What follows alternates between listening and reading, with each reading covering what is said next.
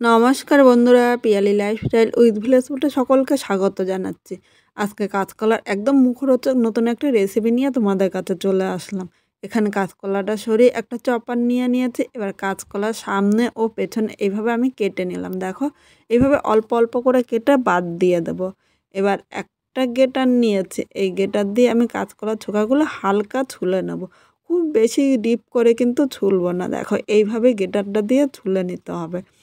এই কাঁচকলাটা পরিষ্কার করে নেওয়া হয়ে গিয়েছে। এবার এই কাঁচকলাটা এই দেখো পাশে জল নিয়েছে, এর মধ্যে সামান্য একটু হলুদ দিয়ে দিয়েছি। এই জলের মধ্যে কাঁচকলাটা এইভাবে আমি ডুবিয়ে রাখবো, নাহলে কাঁচকলাটা কিন্তু কালো হয়ে যাবে।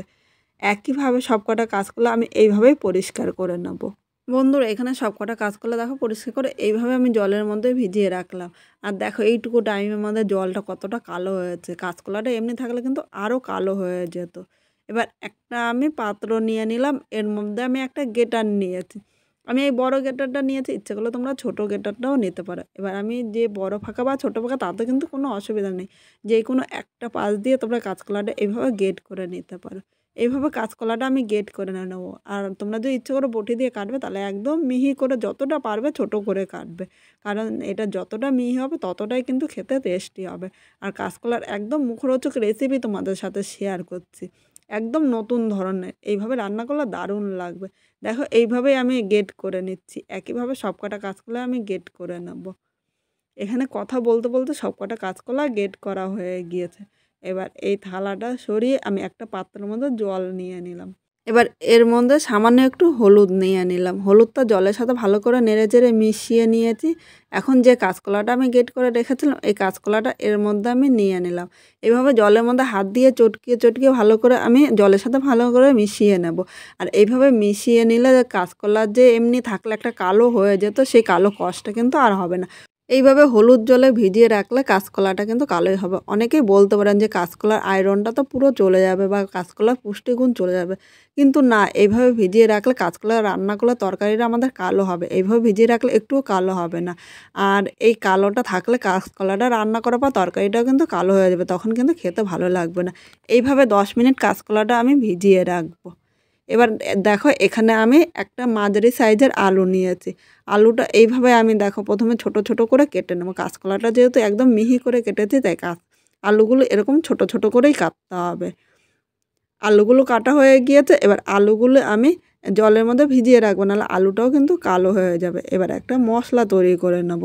এখানে আমি একটা মিক্সচারে বাটি নিয়ে নিলাম, এর মধ্যে আদা নিয়েছি। অনেকে তো বলতে পারো যে কাঁচকলা আদার সম্পর্ক, তা কাঁচকলার সাথে তো আদা যায় না, কিন্তু কাঁচকলার সাথে আদা একটু দিলে খেতে ভালো লাগে। কারণ আমরা যখনই যার সাথে ঝামেলা হয় তখনই কিন্তু আমরা বলে থাকি যে কাঁচকলা আদার সম্পর্ক। এবার নিয়ে নিলাম 3টে কাঁচা লঙ্কা। পুরো রান্নাটাই কিন্তু কাঁচা লঙ্কায় করব। আর আমার মনে হয় কাঁচা লঙ্কা দিয়ে করলে খেতে বেশি ভালো লাগে। তোমরা ঝাল যেরকম খাবে সেই হিসাবে কিন্তু কাঁচা লঙ্কাটা নিয়ে নেবে। এর সাথে মাঝারি সাইজের একটা টমেটো কুচি নিয়েছি, একসাথে কিন্তু আমি মিক্স করে নেব। এবার 1 চামচের কম একটু মৌরি নিয়ে নিয়েছি। মৌরিটা দিলে কিন্তু একদম ঠাকুরবাড়ির মতো রান্না আসে, আর এই সেন্টটাও কিন্তু খুব ভালো লাগে। এর সাথে আমি নিয়ে নিলাম 1/2 চামচ জিরের গুঁড়ো। যতটা জিরের গুঁড়ো নিয়েছি তার হাফ নিলাম ধনিয়ার গুঁড়ো। জিরে ও ধনিয়ার গুঁড়োটা আগের থেকে বাড়িতে আমি গুঁড়ো করে রাখি, তার জন্য গুঁড়োটা নিলাম। আর তোমরা কিন্তু আস্তেও নিতে পারো। এবার সামান্য একটু জল নিয়ে নিলাম। এখন আমি এই মশলাটা পুরো মিক্স করে নিয়ে আসছি। মশলাটা মিক্স করে নিয়ে এসেছি। এবার একটা বাটির মধ্যে আমি ঢেলে নিলাম। দেখো, মশলাটা কিন্তু একদম মিহি করে পেস্ট করে নিয়েছি। এদিকে আমি কাঁচকলাটা 3বার ধুয়ে একটা পাত্র মানে ঝাঁঝরির মধ্যে নিয়ে নিয়েছি। এবার ঝাঁঝরিটা মাঝখান দিয়ে একটু ফাঁকা করে দিলাম, তাহলে জলটা কিন্তু পুরো নিগড়িয়ে পড়ে যাবে। এবার আমি এইভাবে এটা রেখে দিলাম। এবার চলো মূল রান্নায় যাই। এখানে কড়াইটা বসিয়ে দিয়েছি। এবার এর মধ্যে আমি সর্ষের তেল নিলাম। প্রথমে তেলটা একটু গরম করে নেব। সবসময় চেষ্টা করি তোমাদের সাথে অল্প তেল মশলায় রান্না করতে। তেলটা এখানে গরম হয়ে গিয়েছে। এবার এই জায়গায় একটা শুকনো লঙ্কা ও একটা তেজপাতা নিয়ে নিলাম। এর সাথে আমি এলাচ ও দারচিনি দিয়েছি। এলাচটা দেওয়ার আগে ফাটিয়ে দেবে, নাহলে এলাচটা তেলে দিলে কিন্তু ফেটে গায়ে আসতে পারে। 1/2 চামচ জিরে সম্বাদ দিলাম। 1 সেকেন্ড আমি ভেজে নেব। দেখো, 1 সেকেন্ড ভাজা হয়ে গিয়েছে। এবার এখানে যে আলুগুলো কেটে রেখেছিলাম, আলুগুলো পরিষ্কার জল দিয়ে ধুয়ে আমি নিয়ে এসেছি। আলুগুলো এর মধ্যে নিয়ে নিলাম। এই আলুর মধ্যে সামান্য একটু লবণ নিয়ে নিলাম। এখন আলুটা লবণের সাথে নেড়েচেড়ে মিশিয়ে 2 থেকে 3 মিনিট আমি রান্না করে নেব। এই সময় উনানে আগুনটা কিন্তু মিডিয়াম দেবো। মিডিয়াম আগুনে আলুটা হালকা লাল করে ভেজে নেব। এখন কিন্তু আলুর মধ্যে আমি হলুদ দেবো না। 2 মিনিট ভেজে নিয়েছি। এবার এর মধ্যে অল্প হলুদ দিলাম, কারণ হলুদটা না দিলে আলুর কালারটা আসবে না কিন্তু। হলুদটা নেড়েচেড়ে মিশিয়ে আরও 1 থেকে 2 মিনিট ভেজে নেব, তাহলে আলু একদম কিন্তু হালকা কালার চলে আসবে। আলুটা হালকা লাল করে ভেজে নিয়েছি। এবার এখানে যে আমি কাঁচকলাগুলো গ্রেট করে রেখেছিলাম এর মধ্যে কাঁচকলাগুলো নিয়ে নিলাম। এবার এখানে স্বাদ অনুযায়ী লবণ দিলাম।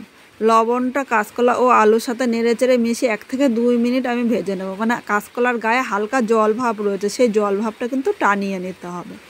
2 মিনিট কাঁচকলাটা ভেজে নিয়েছি। এবার এক জায়গায় আমি হাফ চামচ হলুদ দিয়ে দিলাম, কারণ হলুদটা না দিলে কাঁচকলা আলুর কালারটা কিন্তু সেরকম আসবে না।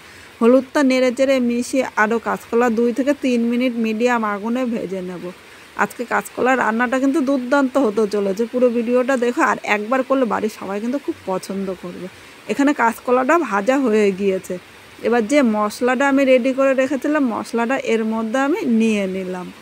বাটির গায়ে অল্প মশলা লেগে আছে, তাই বাটিটা ধুয়ে সামান্য জল দিলাম, খুব বেশি কিন্তু জল দেবো না।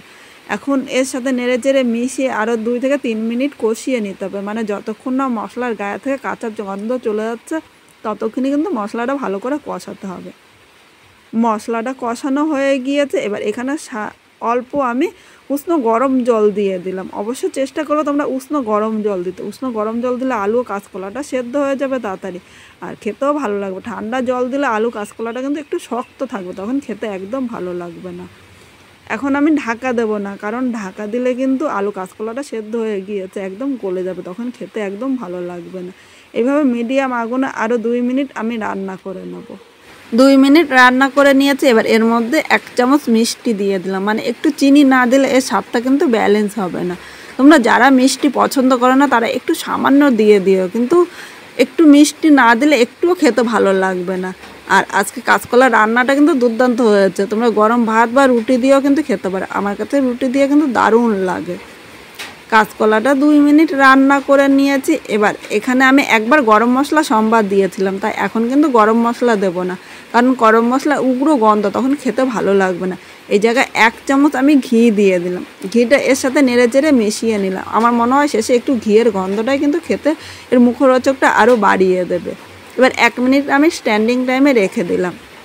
1 মিনিট পর পাত্রের মধ্যে নামিয়ে নিলাম। আজকে আমি যেভাবে এই কাঁচকলাটা রান্না করলাম তোমরা যদি সেইভাবে রান্না করো অবশ্যই খেয়ে কীরকম লাগলো কমেন্ট করে জানাতে কিন্তু ভুলো না। নতুন কোনো বন্ধু আমার এই ভিডিওটি দেখতে আসলে ভালো লাগলে একটা লাইক শেয়ার ও কমেন্ট করো, সাবস্ক্রাইব করে পাশে থাকো, যাতে নতুন নতুন ভিডিও আপলোড করলে সবার আগে নোটিফিকেশান আপনার কাছে পৌঁছিয়ে যায়। পুরো ভিডিওটা দেখার জন্য তোমাদের অসংখ্য ধন্যবাদ।